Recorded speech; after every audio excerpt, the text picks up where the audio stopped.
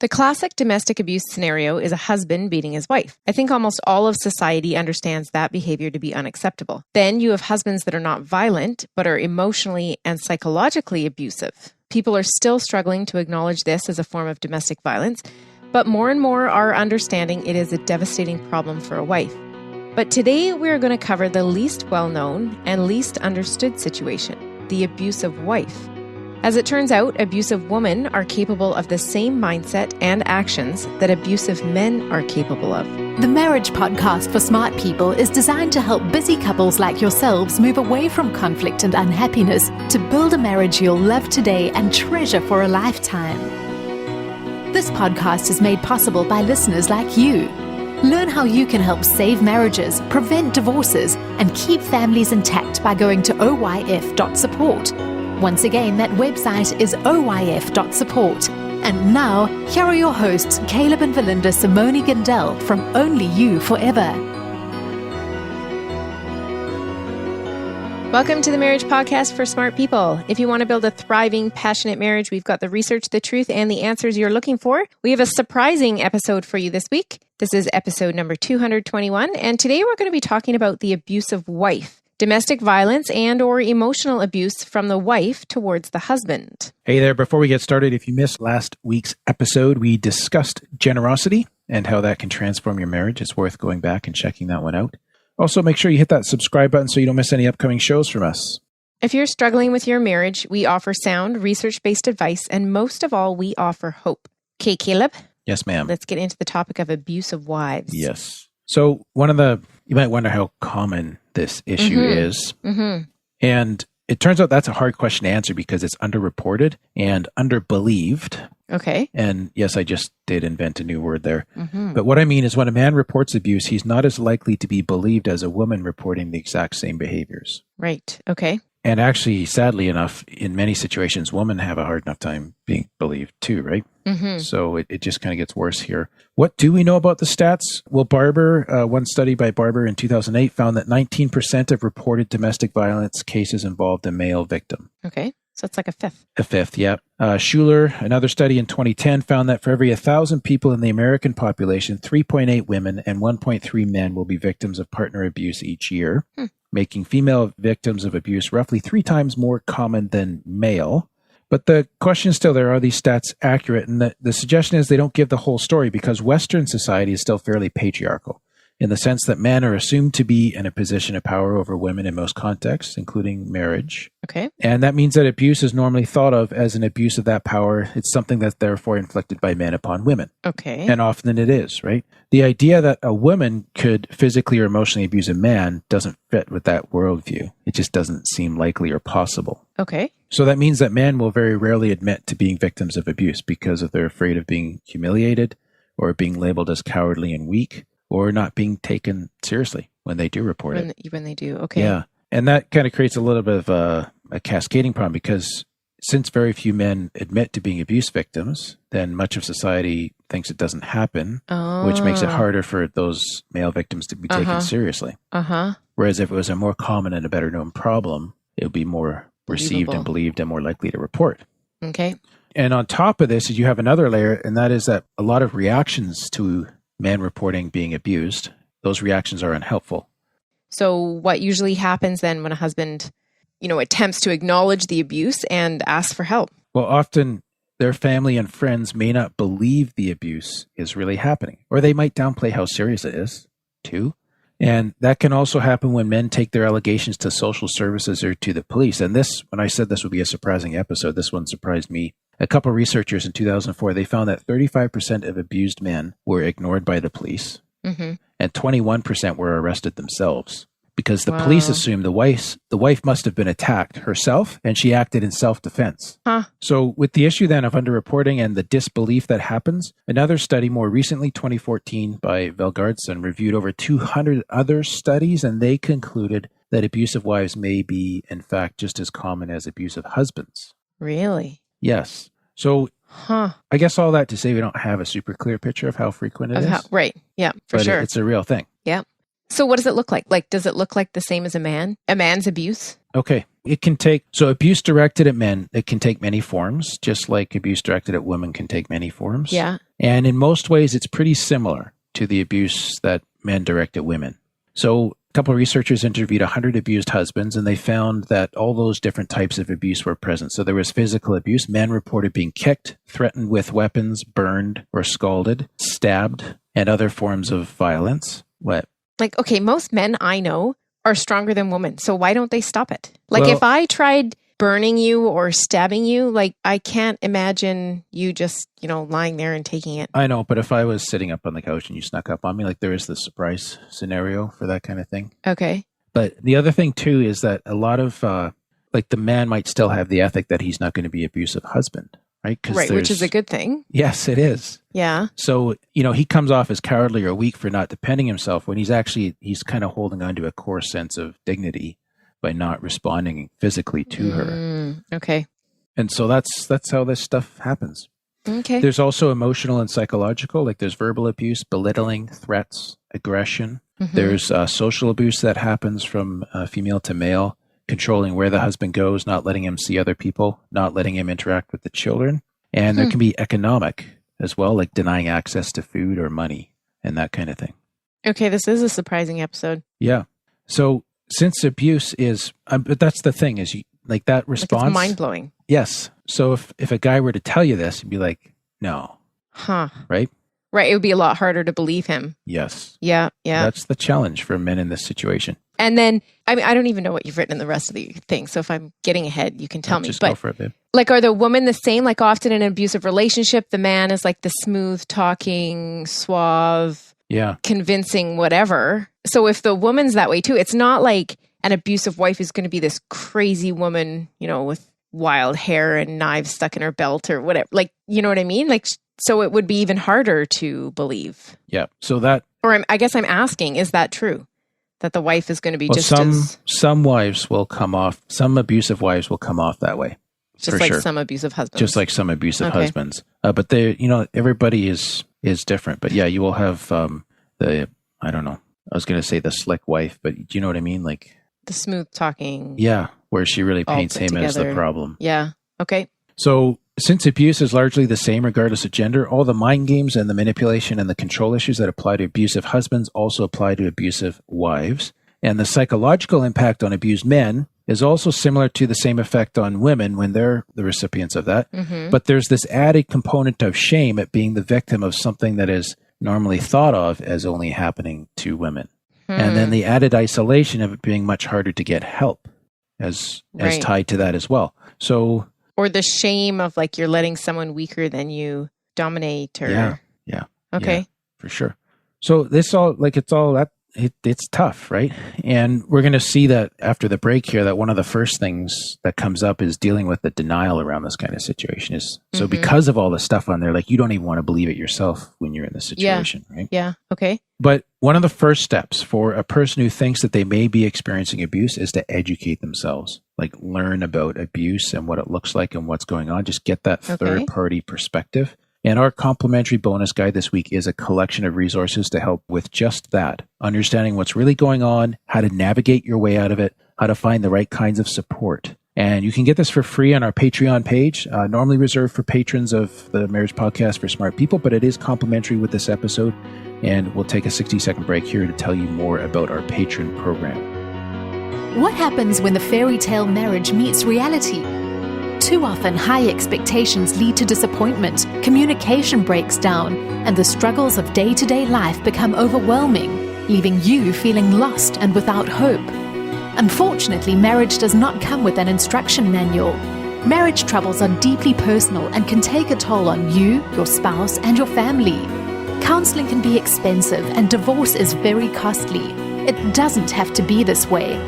Caleb and Valinda understand your pain and frustration. Their mission is to help save as many marriages as possible, and to date, thousands of couples are helped through their weekly podcast. But the most important marriage they want to help save is yours. With a minimum of a $10 investment a month, you gain access to exclusive bonus content and valuable information to help you succeed in your own marriage. Learn more about saving marriages and how you can help at oyf.support. That's oyf.support. You're listening to the Marriage Podcast for Smart People. Before the break, we're talking about what the abuse looks like and why it's hard to report and even kind of get your head around sometimes. Mm-hmm. So let's talk about, Verlinda, what several things that men in abusive marriages can do. Okay. What can men in abusive marriages do? Good question. So as I just mentioned before the break, deal with denial. That's the first thing. And the first barrier that abused men have to face usually is their own refusal to accept the situation due to the shame of being labeled as an abused man.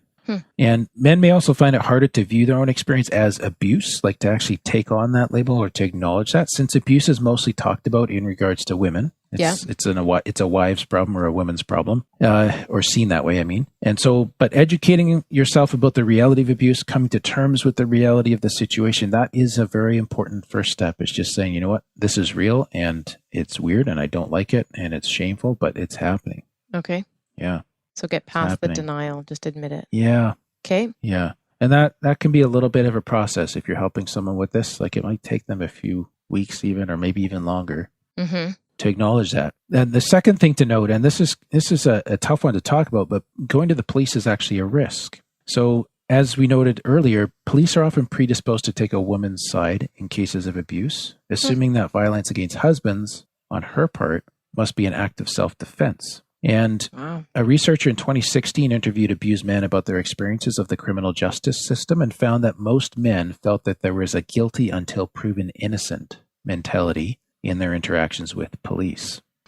Yeah. So, and again, a couple of researchers that we mentioned earlier, they found that police were more likely to take the issue seriously and arrest the abusive woman if there was clear evidence of serious physical injury, or if the abusive woman became aggressive towards the police so that they could see it. It's both the things are visual, right? Yeah. And that's where this is really tough. I mean, imagine if you're in a situation and she's not physically abusive with you, but she's extremely emotionally and psychologically abusive.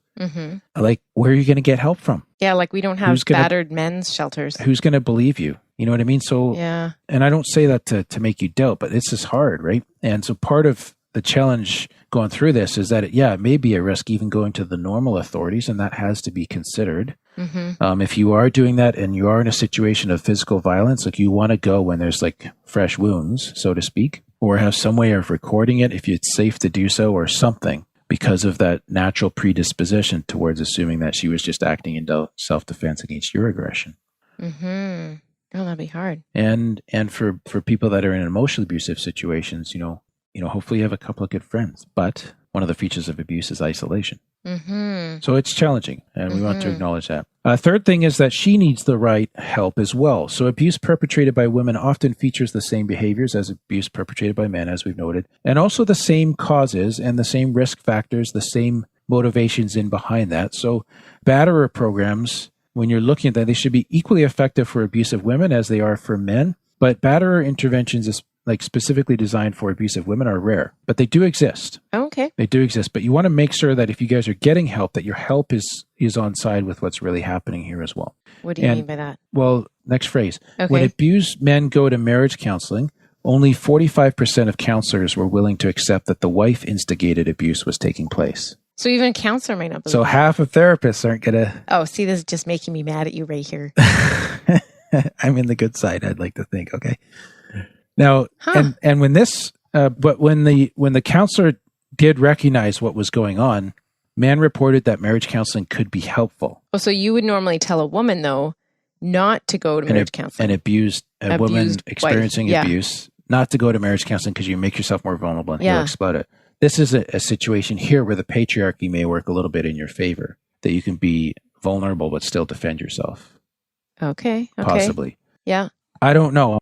I've seen some of these cases, but not enough of them to really comment on that. Okay. So just kind of see what you think, whether you feel like you're ready for marriage counseling or if you want to go do some of your own healing and have her face the part of her that wants to abuse you. That was so psychobabble. Just saying. Did you want me to rephrase it or? Well, she could face the side of you. The part of herself. The part of herself. That wants to abuse you. But this is the thing, like, right? she needs to do her own work and find her own healing. Is that what you're saying? Yeah. Okay. Yeah, that works too. Huh. Much better said. Sorry. So why are you apologizing? Because you laughed at me? Well, it just was so simple. And then I made fun of you for your psychobabble. So you need to find the right counselor. Yep. And I know a really good counselor if anybody needs a suggestion. Yeah, do you? Mm-hmm. Who's that? I know him very well. Okay.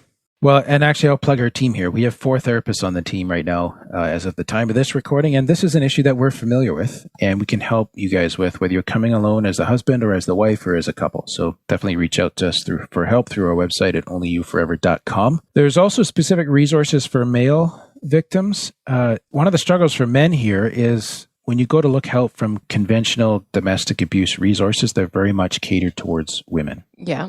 And so it's hard to translate some of that stuff, but there are specific resources for abused men now. There's a couple good books on Amazon. The bonus guide has a link to those books. And these can be very helpful educating, advising, and advocating for abused men. Even consider giving them to people around you in your support network to help them understand and see what you're facing and going on as well. Education in this whole abuse topic is just such a huge empowerment. So I always really highly recommend that. Okay. Awareness of abuse against women, of course, has improved a lot over the last 30 years, and we're thankful for that. And rates of domestic violence against women have decreased in that time. Awareness of abuse against men has lagged behind this, but it is slowly growing. A study in 2010 found that in recent years, the rates of women being prosecuted for abuse has doubled. And a study in 2008, another one in 2014, found that more helplines and services are being trained in helping abused men as well as women. So while there has been this problem that it was seen as, something as men do to women, we're glad to report that that's shifting. And so don't feel like you're bereft of options. Why can't people just be nice to each other? Well, hurt people hurt people. Right. Hurt people. So if you were raised in an environment where the only way that you could make yourself safe as a woman against the men that should have been caregivers to you or good people to you, but were actually really risky or threatening or abusing you, if the only method that you learned to protect yourself was aggression and control, then that becomes your template for relating to the significant male in your life when you get married. So that's a broad generalization, but that's how this can happen. Okay.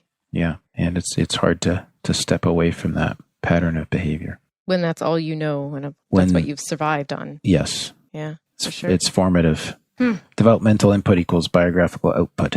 I'm sorry? That's just more psychobabble. What did you say? I missed it. I said developmental input equals biographical output. So what happens to you when you're developing? As a child. Becomes the story of your adulthood. Oh, biographical. Okay. Unless you take time to rewrite that. Yes. Wow. That sounds pretty smart. Thanks. Okay. I got it from someone else. Unfortunately. I was smart enough to remember it. Yeah, Is that was pretty something? good. Yeah. Well, all right, let's wrap this up. Okay. We want to thank those of you who became patrons between this recording and our previous one. We have Rob and we have Sid and Connie. So thank you so much for your support. And to all our loyal patrons, we just want to say a big thank you. Next week, we're talking about how the loss of a child can impact marriage. Okay. Hopefully that will affect less of our audience than a lot of these. That's a sad one. Yep. That is all for today's episode. You can get the full show notes at oyf.link/221. Find out how you can help. Go to oyf.support. Thanks, and we'll see you next week. The Marriage Podcast for Smart People is totally funded by listeners who support Caleb and Valinda in their mission to save marriages. If you would like to be part of this worthy cause, open your web browser to oyf.support. A minimum investment of $10 per month will help restore hope to married couples. Plus, as a patron, you'll gain access to exclusive bonus content and valuable information to help you succeed in your own marriage. Go to the website oyf.support now for more information. Thanks for listening to the Marriage Podcast for Smart People from Only You Forever.